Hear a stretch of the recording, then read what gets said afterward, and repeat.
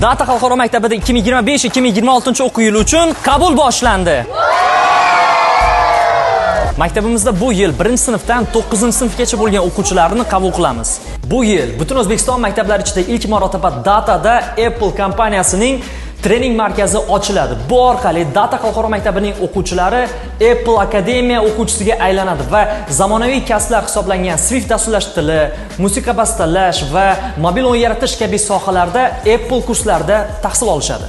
Bu yil biz Finlandiyaning birinchi raqamli ta'lim dasturi hisoblangan Eduten ta'lim platformasini Data xalqaro maktabida joriy qilmoqdamiz. Finlandiyaning 71% maktablari Eduten orqali matematika fanini o'rgatishadi. Data xalqaro maktabi ham Edutenni ta'lim jarayonlariga jalb qilgan, ta'lim jarayonlarini qo'llayotgan O'zbekistondagi ilk xususiy maktabdir.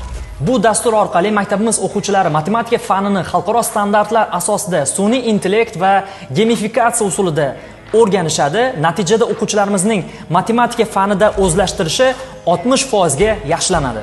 Bu yil maktabimizning matematika, IT, ingliz tili fanlari Data xalqaro maktabidan Data ta'lim stansiyasi boshqaruviga berilmoqda. Bu orqali farzandlarimizga ixtisoslashgan zamonaviy kasblar va xorijiy til ko'nikmalarini yanada chuqurroq o'rgatish imkoniyati paydo bo'lmoqda. Bundan tashqari, yuqori sinf o'quvchilariga informatika fani doirasida mobilografiya, marketing va videomontaj kabi sohalarda ham qo'shimcha darslar beriladi.